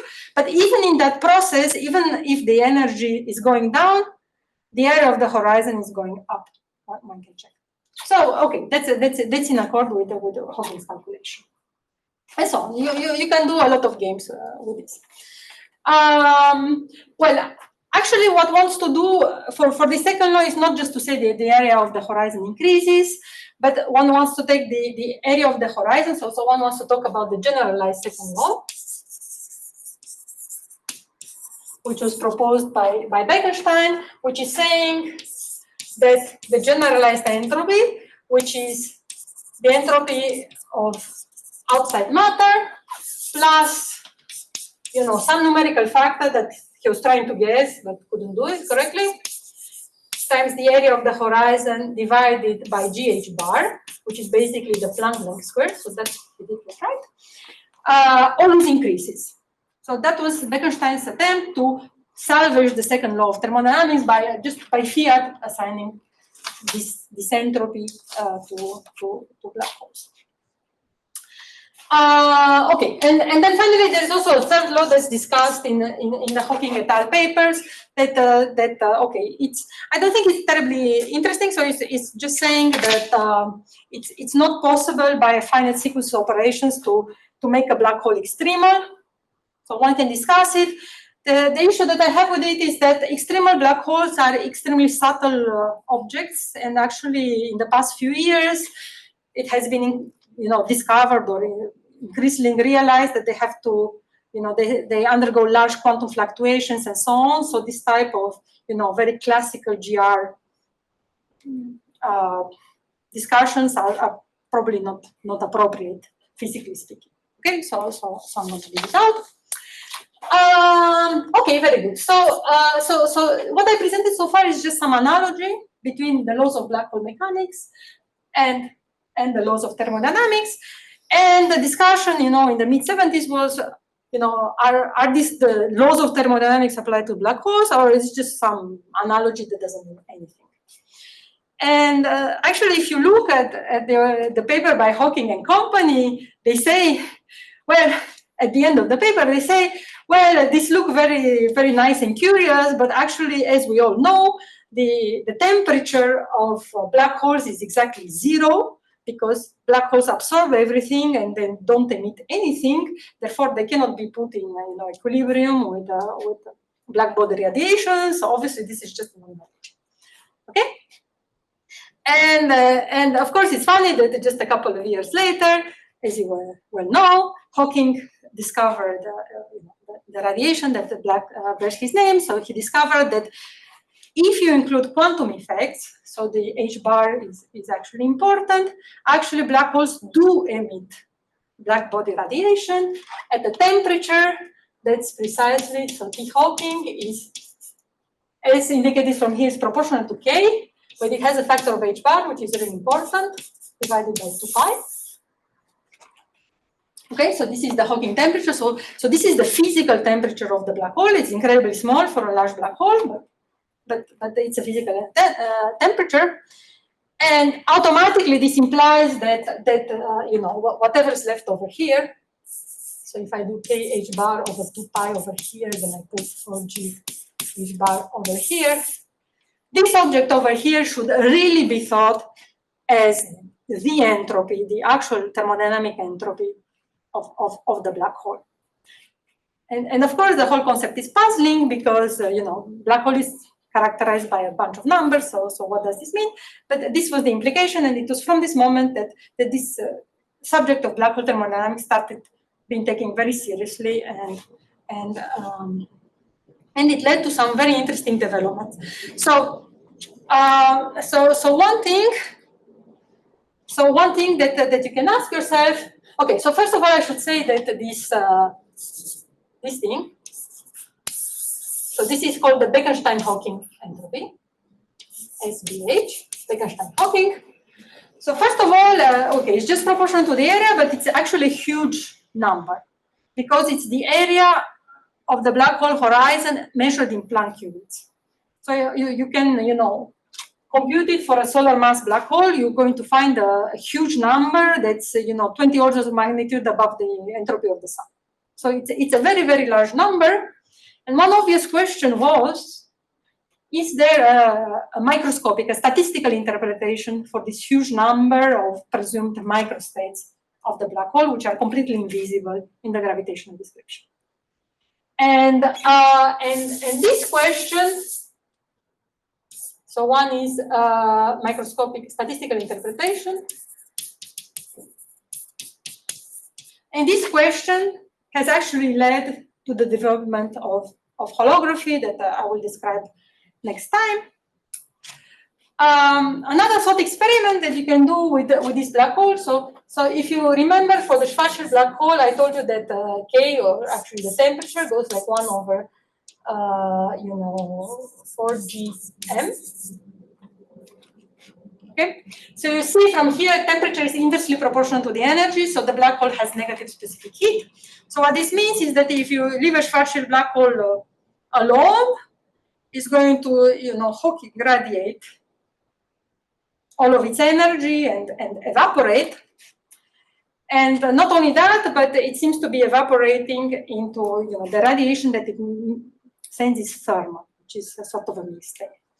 So that led to a very big puzzle in the community, which is that if you, form your black hole from collapse of some matter that's in a pure quantum mechanical state, it seems to be evolving into a mixed state.